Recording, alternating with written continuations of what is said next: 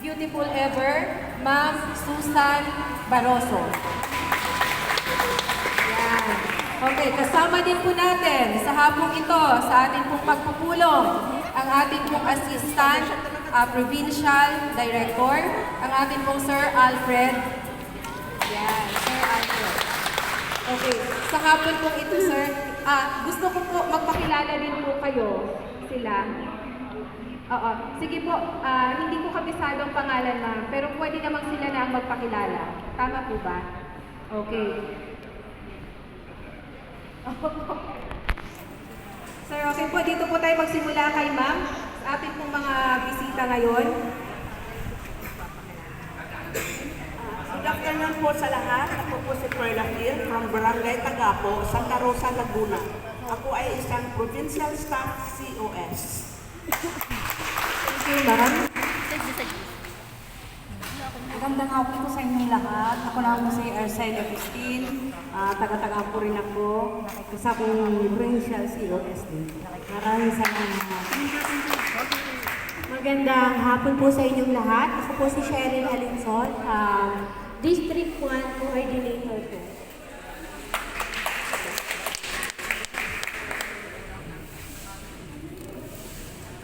Good afternoon po sa inyong lahat. Bago po ako magmakilala, ako po yung muna galing ako po secretary po ng Task Force Provincial. Kaso nga lang po, ang inyong lingkod ay tapos po ng educational, so nasa regional staff po ako sa educational. Ilagay po nila.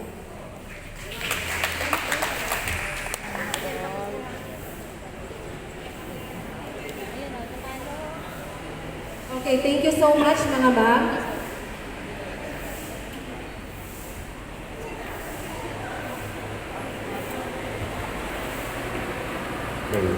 Magandang hapon po sa halin po sa inyo. Ako po si Joey De La Rosa, ako po provincial COS. Kasama po kami, kasama po. Magandang hapon po sa inyo lahat. Ako po si Marlon Name, District Driver ng Coordinator.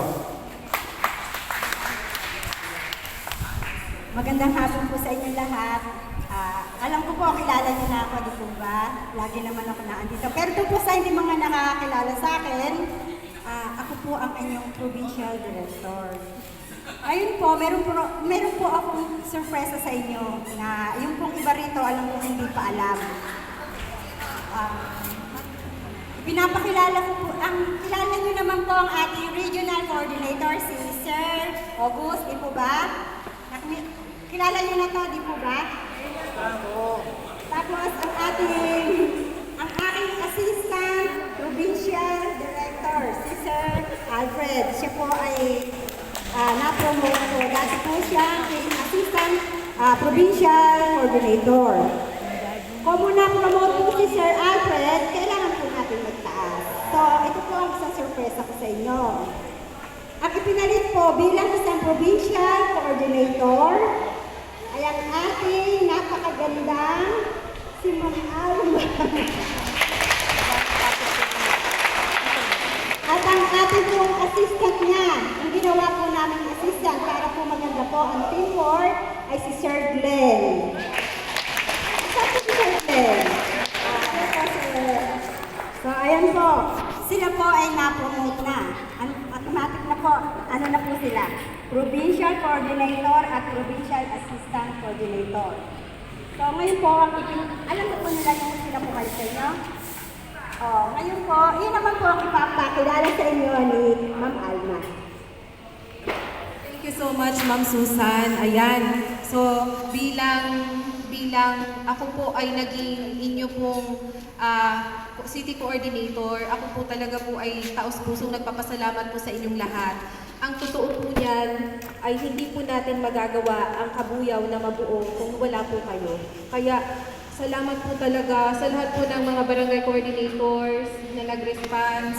Talagang kayo po ay talagang itinalaga na para sa PhilSAM. Ano po, thank you so much po talaga. So, syempre po, ayun naman po sa atin pong mga higher officers, nagpapasalamat din po ako sa kanila po namang tiwala sa atin. Ayun lang po. So, at syempre, actually po, ang Kabuyaw ay ayaw po namin iwan. Dahil dito po kami nagmula, ano po.